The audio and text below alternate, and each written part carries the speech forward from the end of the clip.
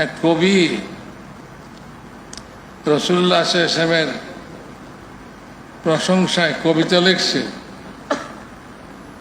আরেক বুজুর্গ এই কবিতা পড়া মনে মনে চিন্তা করতেছে যে এইরকম প্রশংসা আল্লাহ নবীর করছে সে কবিতা দিয়া, না জানি লোকটা কত বড় আল্লাহওয়ালা। তো হের লগে মোলাকাতের জন্য গেছে, যায় দেখে সেলুনে বইয়া দাড়ি কামাইতেছে, সেলুনে বইয়া দাড়ি কামাইতেছে।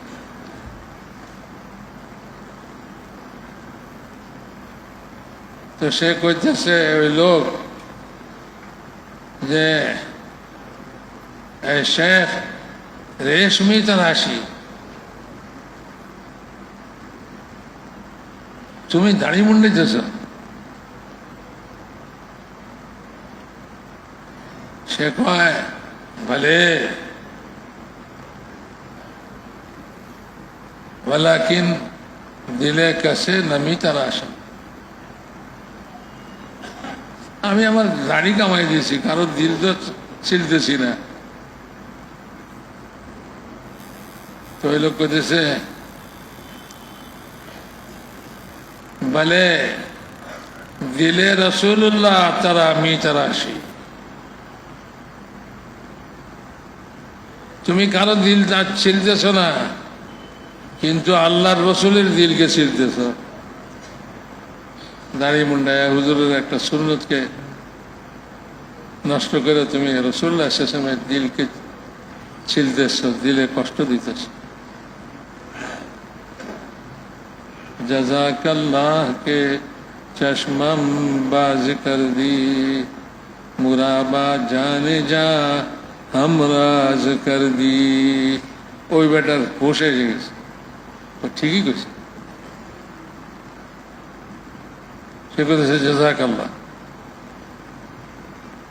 আমার চোখ তুমি খুলে দিছ।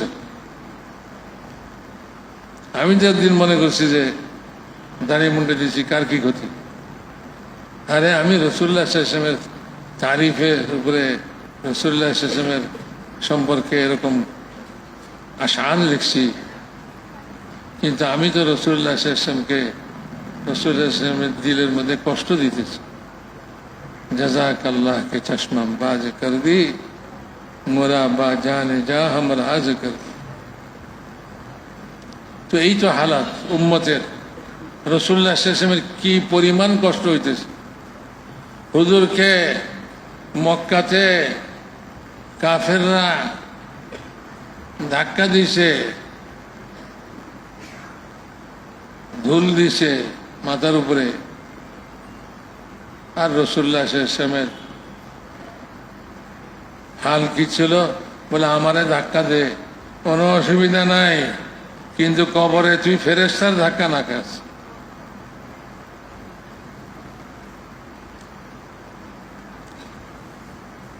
এক একজনের দুয়ারে দুয়ারে গেছে, একজনের দুয়ারে গেছে, সে বলে যে আপনি কি এখনো নিরাশ হন নাই আমার ব্যাপারে, যে আপনার কথা আমি শুনবো না,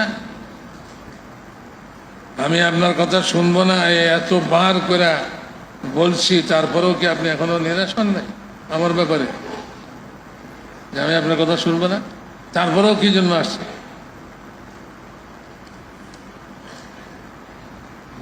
জানি রাসূলে পাক সাল্লাল্লাহু আলাইহি ওয়াসাল্লাম কি পরিমাণ কষ্ট করে এই উম্মতকে তৈরি করছিলেন।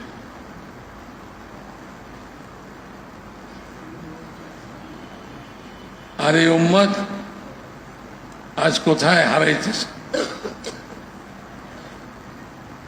উম্মতের কি হাল হইতেছে।